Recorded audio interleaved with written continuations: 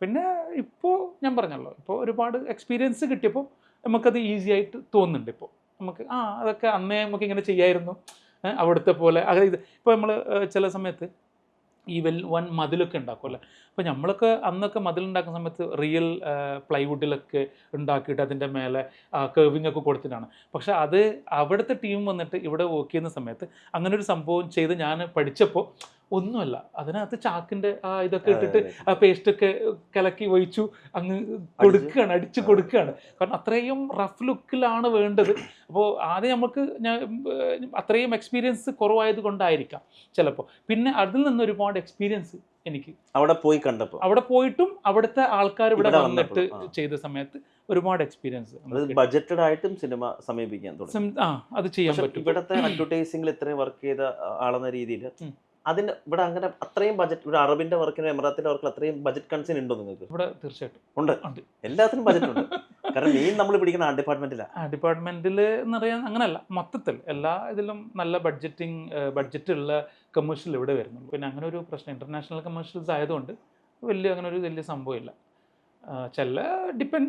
ചിലതിൽ ചെറിയൊരു ഇതൊക്കെ ഉണ്ടാവാം, വേരിയേഷൻ ഒക്കെ ഉണ്ടാവാം. എത്ര ആഡിൽ വർക്ക് ചെയ്തിട്ടുണ്ട്? UABs ചെയ്തിട്ടുണ്ട്. എത്ര പരസ്യം? ഒരു ഏകദേശം മോർ ദാൻ 1000 ആയി. കഴിഞ്ഞു. ഇപ്പൊ പിന്നെ പുല്ലും അല്ലേ, സിമ്പിൾ എടുത്ത് വെക്കുന്ന സിനിമയോടുകൂടി. ലാസ്റ്റ് ഞാൻ ചെയ്ത ഒരു വർക്ക് തന്നെ ഞാൻ പറയാം. ഒരു 2 ദിവസം മുമ്പാണ് ആ വർക്ക് കയറി വരുന്നത്. എന്നോട് ചോദിച്ചു ഇങ്ങനെ ഒരു ഡിസൈൻ, ഇങ്ങനൊരു സെറ്റ് വേണം. ഞാൻ പറഞ്ഞു സെറ്റ് ചെയ്തുതരാം, 2 ദിവസം ഉണ്ടല്ലോ, സമയം ഉണ്ടല്ലോ, 2 ദിവസം കൊണ്ട് ചെയ്തുതരാം. പക്ഷെ പറഞ്ഞില്ല, പറ്റുമോ, ഇത്രയും വലിയ സംഭവമാണ്. ഇല്ല, എനിക്ക് ചെയ്യാൻ പറ്റും. ഞാൻ പറഞ്ഞു കഴിഞ്ഞാൽ എനിക്ക് ചെയ്യാൻ പറ്റും. എനിക്കറിയാമല്ലോ എൻ്റെ ആൾക്കാർ എത്രയും പവർഫുൾ ആണെന്നുള്ളതും. ചിലപ്പോൾ 2 ദിവസം ഉറക്കമുണ്ടെന്ന് കിട്ടിയെന്ന് വരില്ല, പക്ഷേ വർക്ക് അത് നടന്നിരിക്കും, പറഞ്ഞു കഴിഞ്ഞാൽ നടന്നിരിക്കും. അപ്പം തന്നെ ഡിസൈൻ ചെയ്തു കൊടുത്തു. ആ ഒരു ഫ്യൂച്ചറിസ്റ്റിക് ഒരു മൂവിയിൽ ഒരു ഹോളിവുഡ് സെറ്റായിരുന്നു ക്രിയേറ്റ് ചെയ്തത്. അപ്പോൾ അങ്ങനെയുള്ള സംഭവങ്ങൾ അതാ പറഞ്ഞത്, അതൊക്കെ എക്സ്പീരിയൻസിൽ നിന്ന് വരുന്നതാണ്. അല്ലാതെ നമുക്ക് പെട്ടെന്ന് അങ്ങനെ ഒരാൾക്ക് ഞാനിപ്പോൾ ഈ സെറ്റ് കാണിച്ചു കൊടുത്തു. ഇപ്പോൾ നോർമലി എൻ്റെ കമ്പനി പോലത്തെ ഒരുപാട് കാർപ്പൻറ്റേഴ്സ് കമ്പനികൾ ഇവിടെ ഉണ്ടാകും. അവർക്ക് കൊണ്ടിട്ട് ഞാൻ ഈ ഒരു ഡ്രോയിങ് കൊടുക്കുകയാണെങ്കിൽ അവരൊരു ഓക്കെ എത്ര ദിവസം സമയമുണ്ടെന്ന് ചോദിക്കും. ഒരാഴ്ച സമയം വേണമെന്ന് പറയും. അങ്ങനെയുള്ളൊരു സംഭവം. പക്ഷെ അതേ സ്ഥാനത്ത് എനിക്കിപ്പോൾ പറയാൻ പറ്റും, ഒറ്റ ദിവസം കൊണ്ട് ഞാൻ അടിച്ചെടുക്കാന്ന് പറയും. കാരണം സിനിമാറ്റിക് പരിപാടി അതിലാണ് ഇപ്പോൾ ഒരു 8 വർഷമായിട്ട് ഞാൻ അതിങ്ങനെ പഠിച്ചു വരുന്നതാണ്. അങ്ങനെ വെച്ചാൽ എങ്ങനെ നമുക്ക് ഈസി ആയിട്ട് ചെയ്തെടുക്കാം, ഏത് ഭാഗമാണ് ഫ്രെയിം വരുന്നതെന്നുള്ളതും. അല്ലാതെ തന്നെ മെറ്റീരിയൽ വൈസും ഇപ്പോൾ ഞാൻ പറഞ്ഞല്ലോ, ആദ്യം നമ്മൾ ചെയ്യുന്നതിൻ്റെ ഒരുപാട് വ്യത്യാസം കൊണ്ടാണ് ഇപ്പോൾ ചെയ്യുന്നത്. ഇപ്പോൾ ഞാൻ ചെയ്യുന്ന സെറ്റൊക്കെ ചെയ്യുന്നത് വളരെ സിമ്പിളായിട്ട്. വിക്രം വേദൻ തന്നെ ഞാൻ പഠിച്ചൊരു കാര്യം എന്ന് വെച്ചാൽ ഫ്ലക്സ് കൊണ്ട് വോൾ ഉണ്ടാക്കും അവർ. കാരണം അത് ആദ്യം തന്നെ മലയാള പടത്തിലും ഹിന്ദി പടത്തിലും ഒരുപാട് കാലങ്ങളായിട്ടുള്ളതാണ്. കാരണം നമ്മൾ അങ്ങോട്ട് പോയിട്ട് പഠിക്കാത്ത കൊണ്ട്. ഞാനിപ്പോൾ ഇവിടെ ഒരു വ്യക്തി വേണമെന്ന് വെച്ചാൽ ഒരു 10x20 മീറ്ററിൻ്റെ ഒരു ബിഗ് ഒരു വോൾ വേണമെന്ന് വെച്ചാൽ നമ്മളത് പ്ലൈവുഡിൽ ചെയ്തിട്ടുണ്ടായിരുന്നു. പക്ഷെ അത് പിന്നെ ക്ലോത്ത് അടിച്ചിട്ട് നിങ്ങൾ ന്യൂസ് പേപ്പർ അടിച്ചിട്ട് ആ ഒരു ഫിനിഷിങ്ങിന്. പക്ഷെ ഇവിടെ വരുന്ന TV commercials complete neat and clean ഫിനിഷിലാണ് ഇവിടെ വേണ്ടത്. പക്ഷെ ഇന്ത്യയിൽ അവർ ചെയ്യുന്ന സമയത്ത് അത് ആ ഒരു റഫ് ലുക്കിലാണ് വേണ്ടത്. അപ്പോൾ അവർക്ക് ചെയ്യാൻ പറ്റും. നമുക്ക് ചെറിയൊരു ഇപ്പോൾ ഫ്ലക്സിൽ ഞാൻ ചെയ്തെന്ന് കൂട്ടിക്കോളാം. പക്ഷെ അങ്ങനെയുള്ള സംഭവം ആണെങ്കിൽ ഒരു ബാക്കിൽ ഔട്ട് ഓഫ് ഫോക്കസിങ് ഒക്കെ ആണെങ്കിൽ ചെയ്തു കൊടുക്കാം, പ്രശ്നമില്ല. അല്ലാതെ അടുത്താണെങ്കിൽ നമുക്കൊരു ധൈര്യക്കുറവുണ്ടാവും, ആ ഒരു കോൺഫിഡൻസ് ഉണ്ടാവില്ല. കാരണം ആ ഡയറക്ടറിന് പിടിക്കുമോ, അല്ല അതിൽ ചെറിയൊരു ചുളുക്ക് വന്നു കഴിഞ്ഞാൽ അപ്പോൾ തന്നെ ക്യാമറയിൽ കാണും എന്നുള്ള രീതിയിൽ നമ്മൾ അങ്ങനെയുള്ള. പക്ഷേ ഞാൻ പറഞ്ഞല്ലോ, ഒരുപാട് അങ്ങനെയുള്ള ഒരു എക്സ്പീരിയൻസ് കിട്ടിയിട്ടുണ്ട്.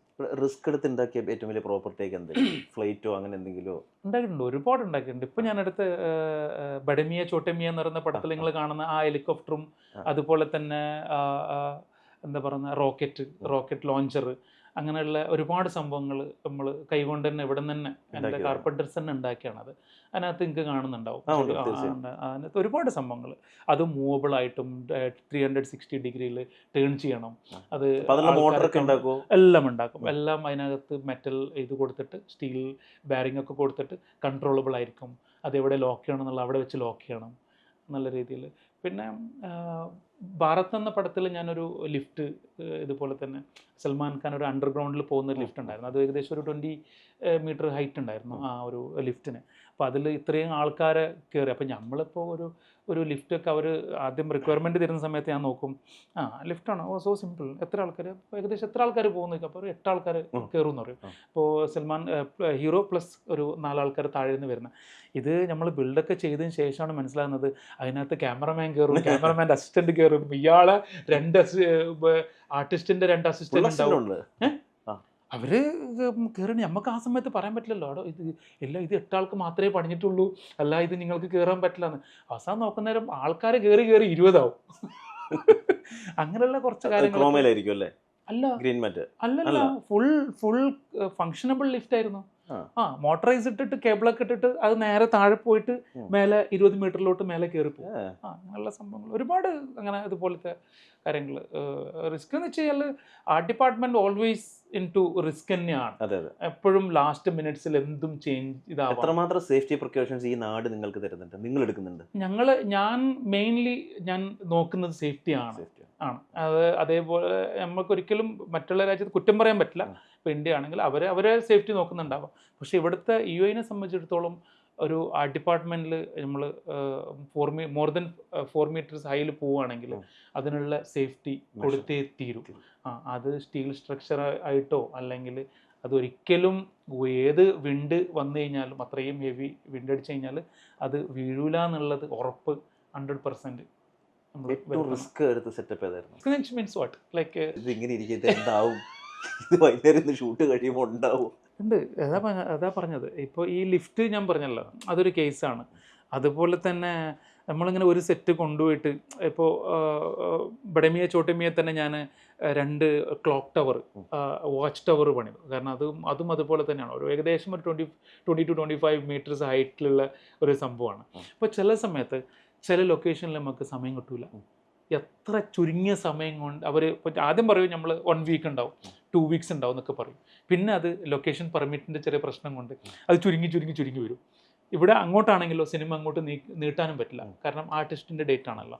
അങ്ങനെയുള്ള സമയത്ത് പിന്നെ അതിനെ കാൽക്കുലേറ്റ് ചെയ്യും, എങ്ങനെയാണ് ഇത് ഈസിലി 1 ദിവസം കൊണ്ട് അല്ലെങ്കിൽ 2 ദിവസം കൊണ്ട് നമുക്ക് ബിൽഡ് ചെയ്യാൻ പറ്റും എന്നുള്ളത്.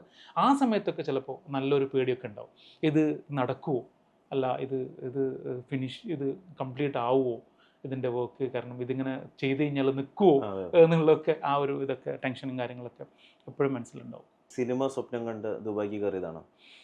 സിനിമ സ്വപ്നം കണ്ട് ദുബായിക്ക് കയറി എന്ന് പറയാൻ പറ്റില്ല. സിനിമയായിട്ട് ഇങ്ങനെ ഞാൻ പറഞ്ഞല്ലോ, ഒരു കളിക്കൂട്ടുകാരായിട്ടൊക്കെ ഇങ്ങനെ ചെറുതായിട്ട് ഇങ്ങനെ ഷെയർ ചെയ്യുന്നുണ്ടായിരുന്നു. നടന ആക്ടിങ് ചെയ്യുമെന്ന് ഞാൻ പറഞ്ഞിരുന്നു. ആദ്യം ഞാൻ എൻ്റെ നെയ്ബേഴ്സായിട്ട് ഇങ്ങനെ എൻ്റെ ഒരു ഫ്രണ്ട് ഉണ്ടായിരുന്നു, ഒരു കിരൺ എന്ന് പറഞ്ഞിട്ട്.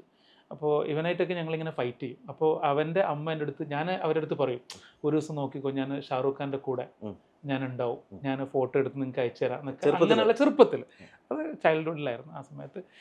എന്നിട്ട് ഞാൻ ആദ്യ സിനിമ ഷാറൂഖ് ഖാൻ്റെ കൂടെ ചെയ്തപ്പോൾ ഹാപ്പി ന്യൂ ഇയറിൽ ആ ഫോട്ടോ ആണ് അവിടെ കിടക്കുന്നത്. ഓക്കെ, അപ്പോൾ ആ സമയത്ത് ഇവർക്കായിരുന്നു ആദ്യം ഞാൻ സെൻഡ് ചെയ്ത് കൊടുക്കുന്നത്. കാരണം കിരണിൻ്റെ അമ്മയ്ക്ക്. ഓക്കെ, ഇവിടുന്ന് അവൻ്റെ ബ്രദറിൻ്റെ ഫോണിലോട്ട് please send it to your mom and see who I am with എന്ന് പറഞ്ഞിട്ട്. അങ്ങനെ അപ്പോൾ അവരെ എനിക്ക് മറുപടി തന്നിരുന്നു. റിപ്ലൈ ഞാൻ നാട്ടിൽ പോയപ്പോൾ അടുത്ത് പറഞ്ഞു, നീ അന്ന് ഒരുപാട് ഇങ്ങനെ കാര്യങ്ങളൊക്കെ പറഞ്ഞിട്ടുണ്ടായിരുന്നു, സോ നീ അത് ചെയ്തെടുത്തു എന്നുള്ളതൊക്കെ. അല്ലാതെ പിന്നെ ആർട്ട് ആൻഡ് ക്രാഫ്റ്റ് ചെറുതായിട്ട് അത്രയേ ഉള്ളൂ.